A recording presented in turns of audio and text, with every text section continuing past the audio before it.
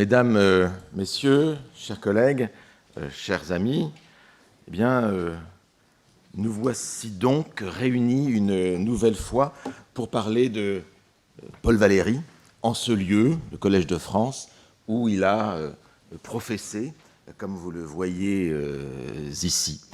Et ce colloque Paul Valéry au Collège de France, pour lequel nous sommes ici rassemblés, je l'ai un peu considéré comme le point culminant de cette année Valéry que j'ai organisée autour du Collège de France, année Valéry qui n'est déterminée par aucun anniversaire particulier, sauf par la publication du cours de poétique donné par Paul Valéry ici pendant 8 années, de 1937 à 1945, publication donc qui a été assurée par moi-même et par mon équipe et qui a été faite donc au début de l'année, en janvier 2023. À l'origine, j'avais prévu que cette publication eut lieu en 2021 pour le 150aire de la naissance de Valéry, mais j'ai pris du retard.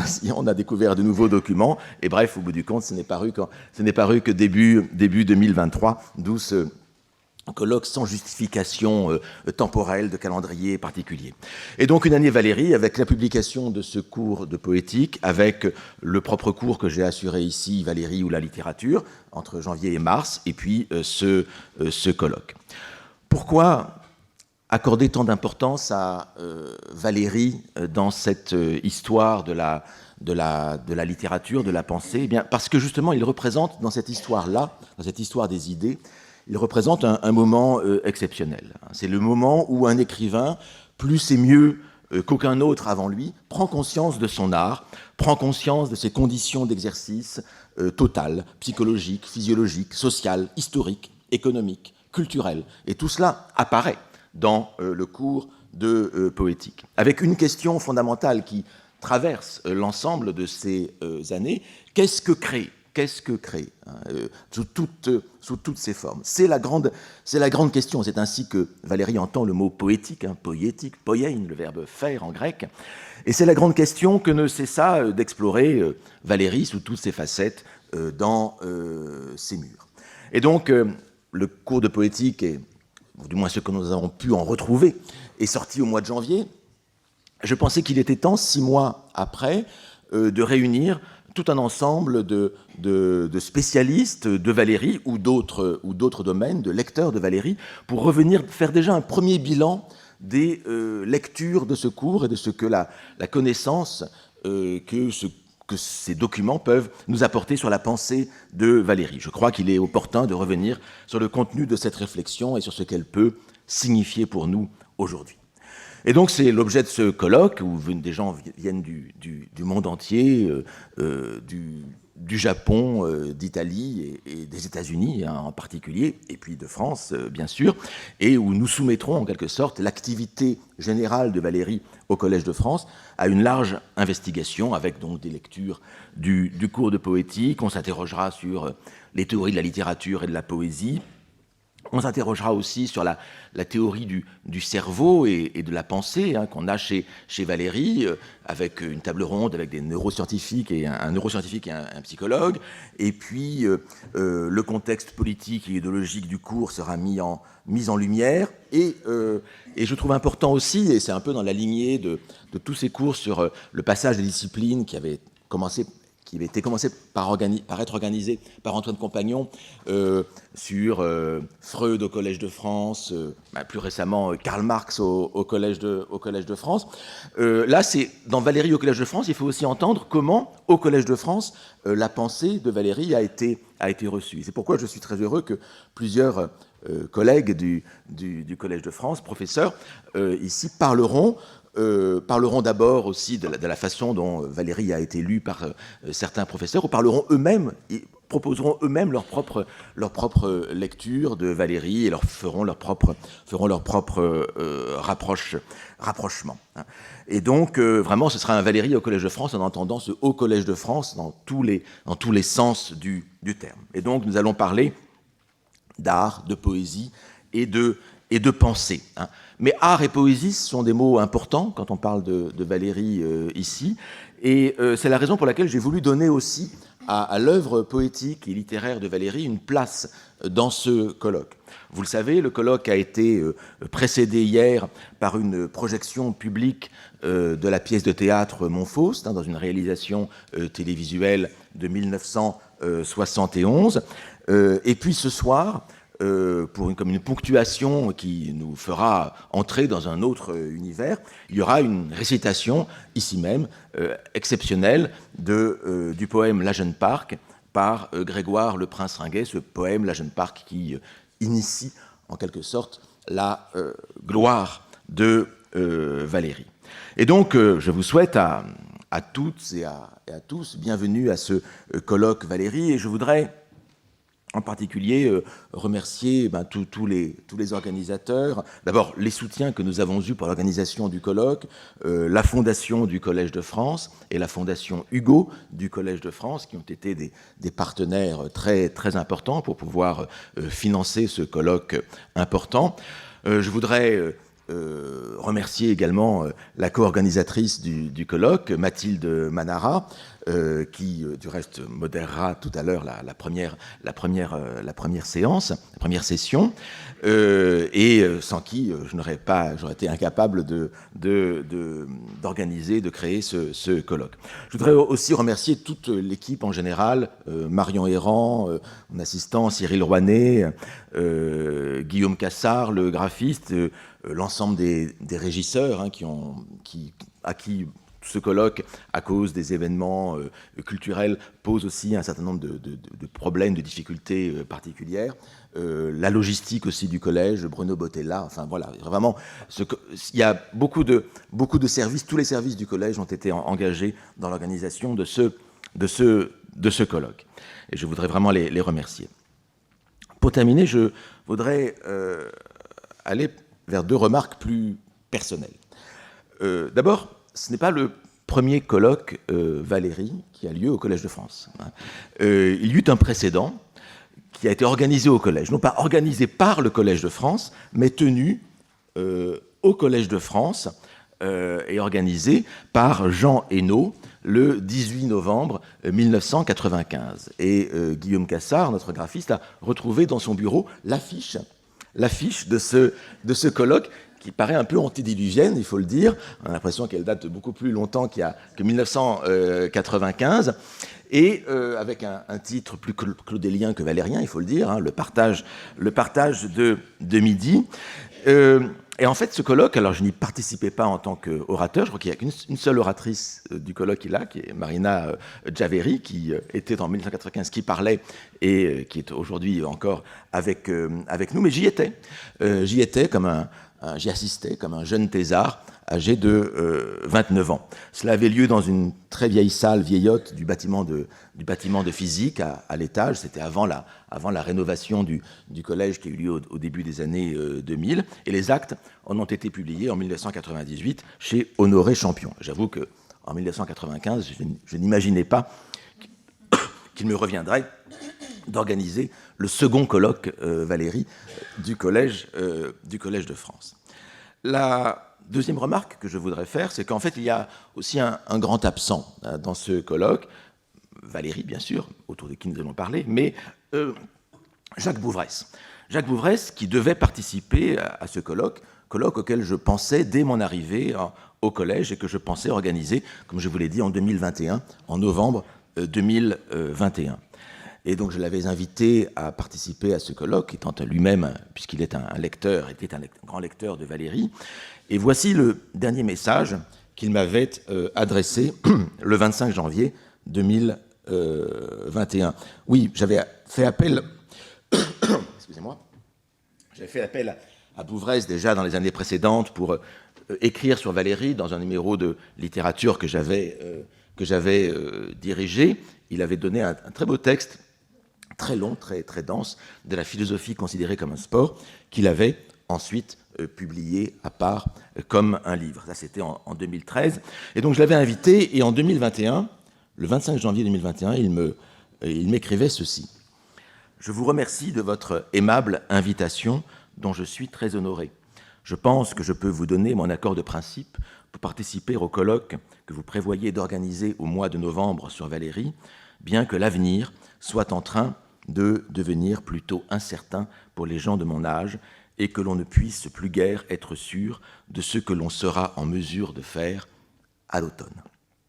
Je me réjouis, vous vous en doutez particulièrement, de voir le collège rendre un hommage spécial à Valéry, que j'éprouve toujours un plaisir considérable à relire. J'ai même, par curiosité, regardé à nouveau un livre qui a maintenant pas loin de 40 ans. 13 savants redécouvrent Paul Valéry. Et cela m'a fait un certain choc, car je me suis aperçu subitement que j'étais le seul survivant des 13.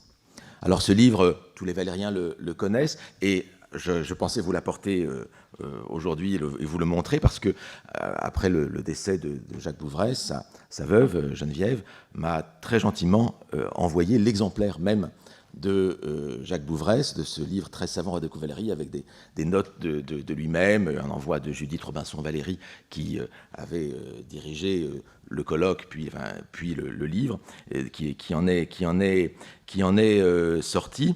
Et donc, j'aurais voulu vous montrer ce document, mais j'ai oublié de vous l'apporter, il est dans mon bureau.